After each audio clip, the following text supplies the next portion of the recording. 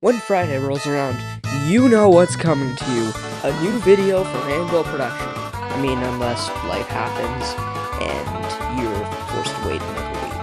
But with only a single exception to date. We've been going strong on weekly releases for maybe about 2 months now, and that might leave some of you to wonder, what goes on to make all of this possible?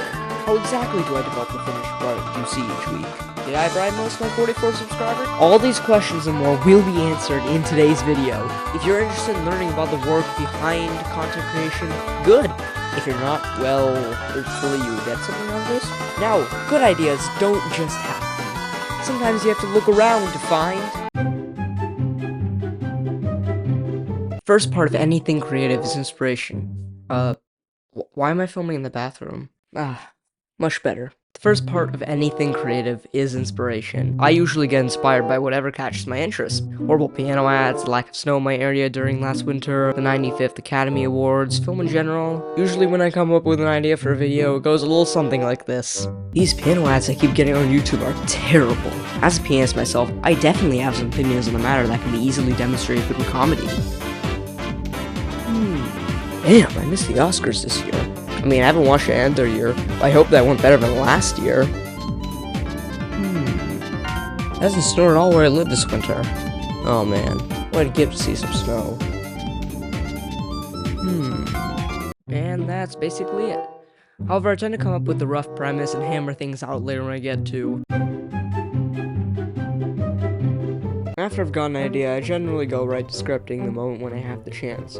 I open up Pages, create a new document, and start writing. When I'm scripting, I don't usually write much about the line delivery other than breaks and cuts. I also don't necessarily think about editing a lot at this point. For example, all the short YTP-esque sections in this video, at the end of each film I discuss, were completely created in the moment. I didn't plan a single one of these in advance. Everything else was scripted with some deviation when necessary, and so are most every video since this one. Now that I think about it, there were a lot of firsts in that video, but generally in the stage of... So, script is done. Congratulations! It only gets more hopeless from here. If you're wondering what equipment I use to make my videos, let's do a brief rundown. Not this. First off, this webcam. I don't know who made it or how much it costs, but my dad gave it to me in late 2022, and it made its first appearance on the channel in this video. I'm using it rather than my built-in computer camera because, well, it's much better. Before I got the webcam, I would use this tripod and a phone, or just my laptop camera. This is a fine microphone I got for $30, also back in late 2022. That's really good for such a low price in the grand scheme of how much microphones tend to go for. I would totally recommend it if you want to buy a cheap but effective mic. It made its first appearance in this video. There's also this green screen, which I got all the way back in December 2020, and used for a school project but hadn't appeared in a video until this one. I put it up inside my closet because there aren't any open walls in my room big enough, and I don't have a green screen stand since those are quite expensive.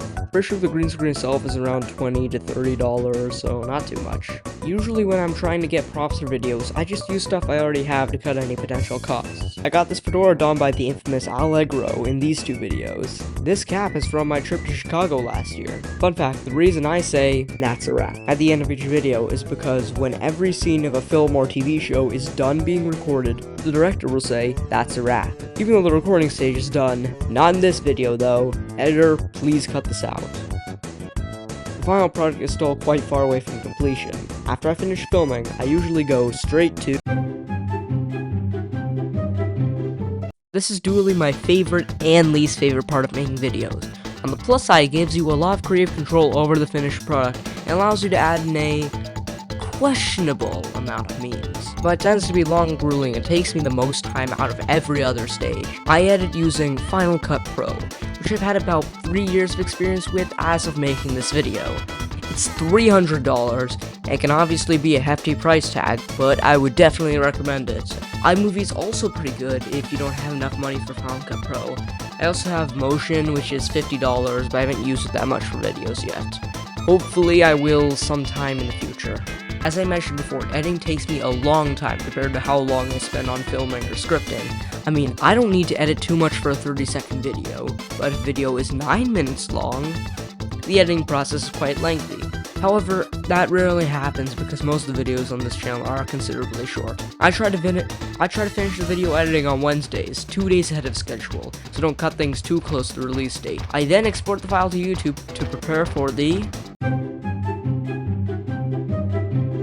Generally, it takes me no more than 2 to 3 hours to upload video to YouTube. More recently, I've been making custom thumbnails for videos, which are pretty easy. I take a picture of myself, edit it, and add a caption. Speaking of captions, I've also added subtitles to videos where I have a script to work off, so I can easily just copy and paste each line in. I tend to finish all of this by Thursday, and then check when the video is scheduled to release. If I schedule it in advance, then it's due for release on Friday morning. Occasionally, I'll do a premiere if it's worth it for the video in question.